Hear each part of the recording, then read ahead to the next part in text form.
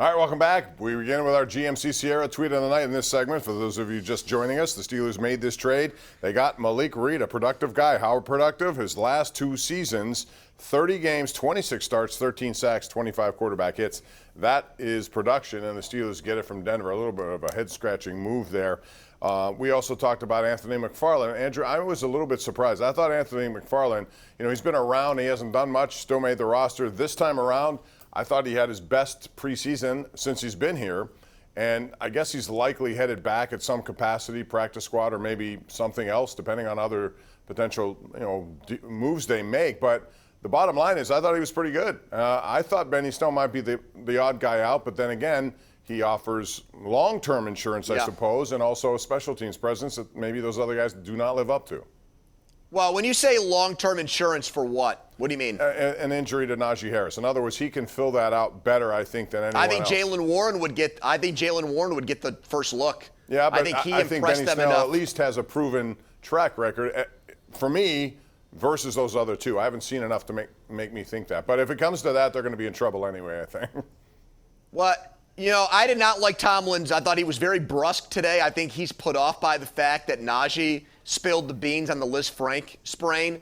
To say that it's in the rearview mirror, that shows to me a lack of either education on Liz Frank injuries, or he just doesn't want to, sound alarm bells. Because these Liz Frank things can be a real pain in the butt. They're hard to go away. They're career enders for guys. So when I heard Liz Frank come out of Najee's mouth, my antenna went way up. Yeah, me too. I think they need a veteran back. Marlon Mack got cut today by Houston. We know they're tanking. Mack's been stuck behind Jonathan Taylor. Before Taylor got there, he was a 1,000-yard back.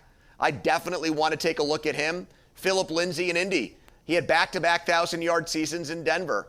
So these are guys I like more than what they have. Benny Snell, special teams player. I know it's 1/3 of the game, Bob. But come on, you're already paying Derek Watt $3 million, an $8 million cap hit to go run down and make special teams plays.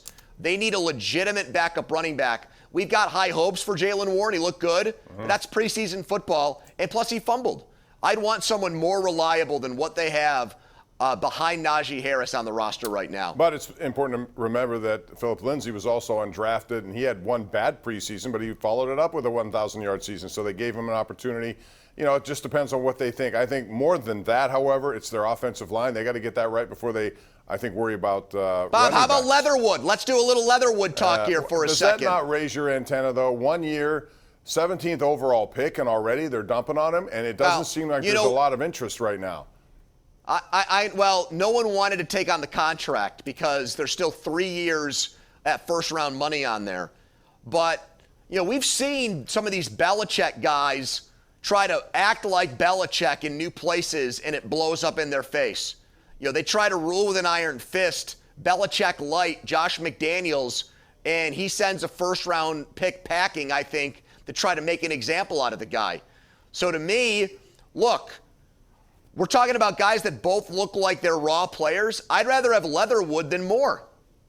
Bob, Moore was a fourth-round pick. Leatherwood was the best lineman in college football. He won the award. Year, I know that. I know he's got the potential. I realize that, but there's got to be something. The Raiders have messed up their drafts the last 3 years, especially high-end parts of it.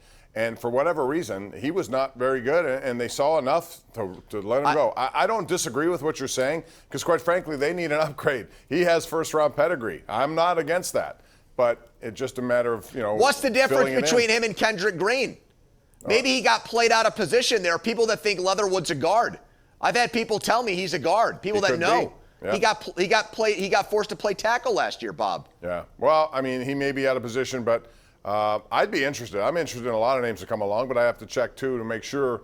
There could be a lot of other things we're not even aware of that led to this decision. Anyway, let's get to the lines. We got Sean in Monroeville. First up tonight, Sean, what's going on? Hello, Sean.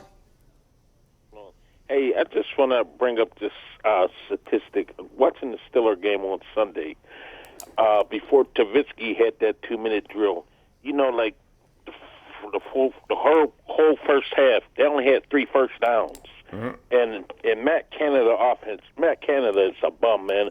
He has to understand his offense just run on jet sweeps. the offense is not going to work in the NFL. Well, I want to see it work. I want to see it given an opportunity, and that's what this quarterback situation has afforded him. Something he didn't have last year, as Ben Roethlisberger just was not as fleet-footed as he once was, and he made things happen. These quarterbacks have all played well.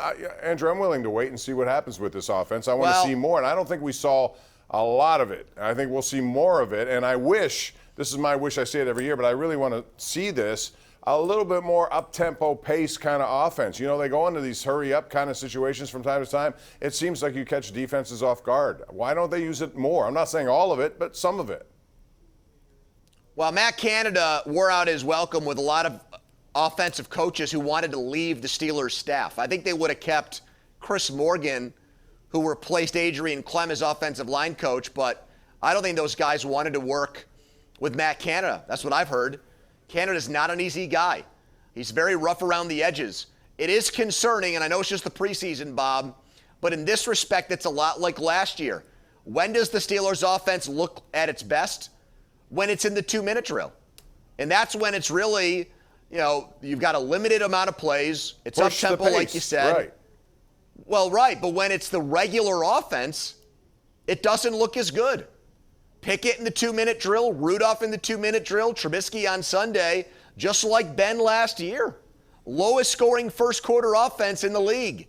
They got it done late in games because mostly they got turnovers on defense. Their kicker never missed. And Ben knew how to do the 2-minute drill. Right. And so that is off-putting. I want to see a little bit more of it. I want to see it earlier in games. Yeah, me too, but they're going to ask a young quarterback to do that, Bob? You know, either young or new quarterback in Trubisky's case with a young offensive line. I don't know. All right, I want to get this in before we go to break here. Jeff Carson puts this out on Twitter. You can hit us up at KD Pomp at the Pony Express. He says Penguins should have waited on giving Mike Sullivan an extension considering the team has lost 5 straight playoff series. Well, I understand that because I've been a proponent of not giving college coaches who have 4 years left another 3 or 4. I think Mike Sullivan is the perfect guy for this, and it also kind of corresponds with this group. This group, it's almost like they're saying in the Fenway group here, we have one opportunity left. This is it. It's the window will eventually shut. It may be on its way shut, but we're going to keep this core together and see what we got. And I respect a lot of what Mike Sullivan has done over the years, regardless of what's happened in the playoffs. I know that's big, but to me, there have been extenuating circumstances. He has his team ready to play almost all the time. So I don't have a problem with that, even though it's essentially 5 years down the road. Well, right. I mean, isn't it weird messaging from the Penguins this offseason? Their message is basically, we're a great team. We're still a great team. And, you know, I agreed with bringing Letang and Malkin back because I didn't like the alternatives, Bob. But, I mean, it's very little turnover and change for a team that, as you put it, has been dispatched in the playoffs in the first round over and over again. No, I know. But to me, if they're going to keep the players, this is the coach who's been with them. I don't have a problem with it. Quite frankly, it doesn't mean he'll be here all the way to the end, too. If something happens, they can also dismiss him if need be. But all it does is show that they're committed to what he's done. He's been here since 2015, and overall, he's one of the best coaches in the NHL. We got to take a break. We'll take it. Come back with more. 412-575-2600. This is the Ireland Contracting Nightly Sports Call.